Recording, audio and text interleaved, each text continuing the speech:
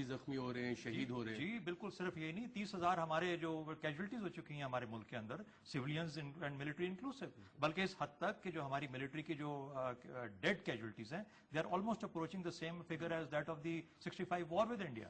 Year marshal صاحب, یہاں پہ ہم دیکھتے ہیں کہ جو اریسٹڈ پرسنز تھے, ان کے وکیل تھے, وہ کیا کہتے ہیں کہ اس کی کیا وجہ تھی کہ یہ لوگ اس عسکریت پسندی کی طرف مائل ہوئے. آئیے دیکھتے ہیں. So far as these 6 accused were concerned, against them there was evidence which was produced, and there were witnesses also who were examined by the court. What kind of evidence was it? It was collection of funds and then sitting after prayers for madaris lectures or having meetings, or that kind of a thing. Wasn't it produced before the field general court martial that they had links with some of the banned outfits, with banned jihadi militant organizations? I would refrain here because this evidence I am not supposed to divulge as to what happened. But primarily they were the Pakistan Air Force has definitely a very strong religiosity.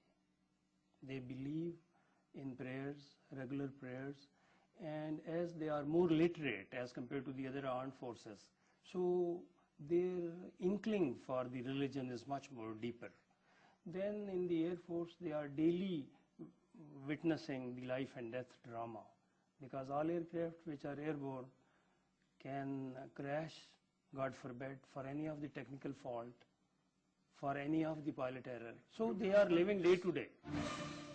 اور جب reporter کی team نے air marshal مسعود اختر سے پوچھا کہ air force کے لوگوں میں عسکریت پسندی کے رجحانات کیوں زیادہ ہیں, تو انہوں نے یہ جواب دیا.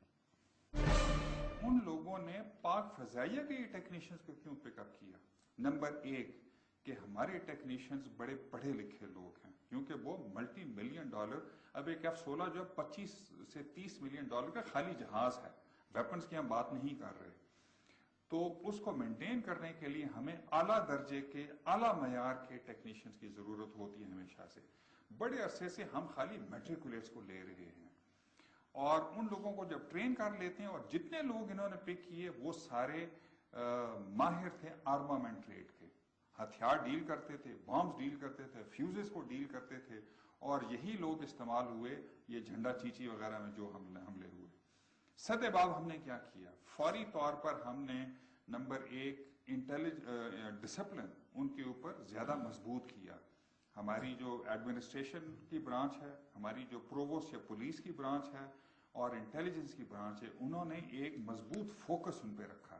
نمبر 2, جو بھائی ہمارے جو کہ ہمارے پاکستانی اور مسلمان ہیں, جو بہت زیادہ ضیاء الحق کے زمانے میں سبز پگڑیوں والوں کا ہو گیا تھا فورسز میں, اس کو ہم نے بلاک کیا. مکمل طور پہ نہیں تو بہت حد تک ہم اس میں کامیاب ہو چکے ہیں. نمبر 3, اور جو سب سے زیادہ ضروری, کہ ہم نے فوری طور پر جتنے لوگ پاک فضائیہ میں انڈکٹ ہوئے یا بھرتی ہوئے, ان کا ایک ٹھوک بجا کے بڑا سخت ایک نفسیاتی ٹیسٹ بنایا, جو کہ یونیورسل جو معیار ہیں ان کے مطابق ہے. اور نمبر 2, جو قرآن پاک میں ہے کہ ہم نے تمہیں وسط کی امہ پیدا کیا, انتہائی دائیں بازو نہیں, انتہائی بایاں بازو نہیں. سو وی میک شور, ہم اس کو یقینی بناتے ہیں کہ جو لوگ انڈکٹ ہوتے ہیں وہ وسط کا راستہ اختیار کریں. اور نمبر 4 کہ ہم نے ان کو یہ ڈاکٹرین بتائی کہ امیر کی اطاعت کرنا ضروری ہے. یہ قرآن میں لکھا ہوا ہے, یہ ہماری حدیث میں ہے, ہماری سنہ میں ہے. تو ان 3-4 چیزوں سے اس کا مکمل سدباب تقریباً ہو گیا ہے. مگر ہم پاکستان میں رہتے ہیں, تو پاکستان میں جو ہو رہا ہے وہ آپ کے سامنے ہے. مگر حد المقدور پاک فضائیہ کی کوشش تھی, ہے, اور اس میں بہت کامیابی ہوئی ہے ہمیں کہ یہ نہ ہونے پائے. یہ تھے ایئر مارشل ریٹائرڈ مسعود اختر, جو کہہ رہے ہیں کہ فضائیہ نے ایسے کچھ سٹیپس لیے ہیں جن سے ان چیزوں کا سدباب ہو سکے. بریک کے بعد جب ہم واپس آئیں گے تو اپنے مہمانوں سے پوچھیں گے کہ اس طرح کے کیا سٹیپس کارآمد ہو سکتے ہیں, ایک چھوٹے سے وقفے کے بعد.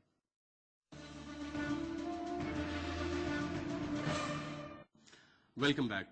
Air vice marshal Shahzad Chaudhry साहब, ब्रेक पे जाने से पहले हमने सुना कि कुछ ऐसे वाकयात हुए जिसमें फौज के डिफरेंट यूनिट्स में फंड्स भी कलेक्शन होती रही, मोटिवेशन तरबियत भी देती रही, आफ्टर ड्यूटी आवर्स लोग बैठ के मिलते भी रहे और इस तरह के रास्ते रहे।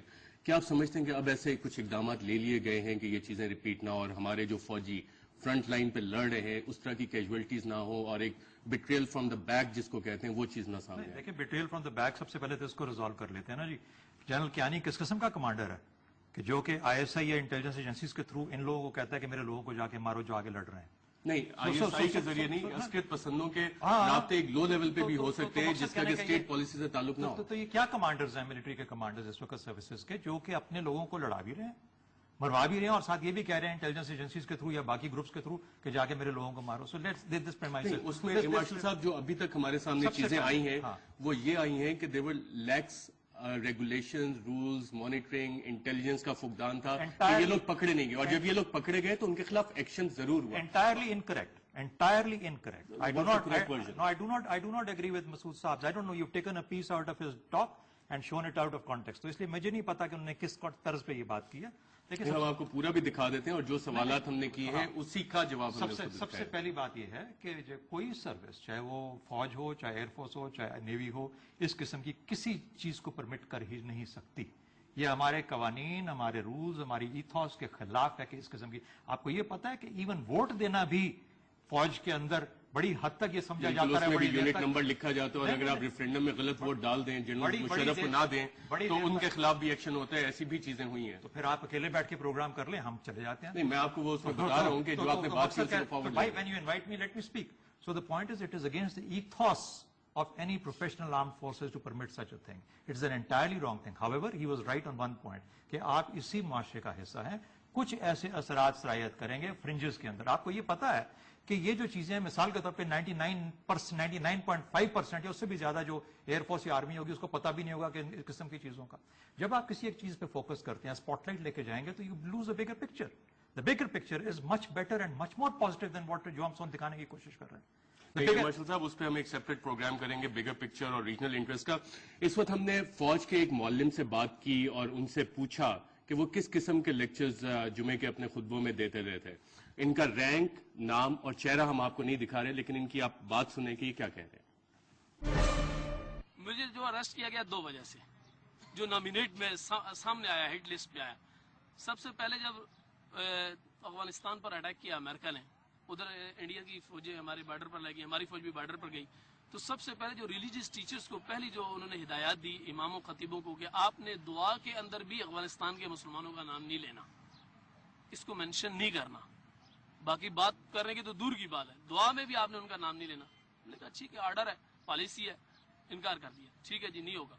उसके बाद जब हालात बहुत ज्यादा सख्त हो गए उनके बॉर्डर पर इंडिया के साथ, तो फिर उन्होंने बयानात दिलवाए। मुझे खुद मेरे जो ऑफिसर, कमांडिंग ऑफिसर था, उसने बुलाया और मुझे कहा कि बेटे आप ऐसी तकरीर करो, हर यूनिट में जाके आपका लेक्चर होगा। बकायदा मेरा लेक्चर बीआरओ में आता था, एंट्री होती थी कि फलां तारीख को फलां यूनिट में आपका लेक्चर है, और मुझे कहा गया कि आप ऐसा लेक्चर दो कि हमारे जवानों को आग लग जाए। और लेक्चर देना सिर्फ जिहाद के मौजू पे, इसके अलावा पहले मना किया जा रहा है कि आपने इसका नाम भी नहीं लेना।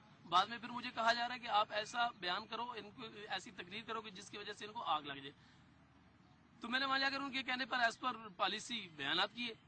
जिहाद के नाम पर मेरा बहुत ज्यादा, मैं वहां पर मशहूर हो गया। खामखा हर यूनिट में जाकर हर आदमी ने मेरी तकरीर को सुना और अल्हम्दुलिल्लाह उन्होंने सराहा उस चीज को, और उसकी वजह से उनका मोरल बहुत ज्यादा अप हो गया। तो मेरा नाम वहां पर कोई नहीं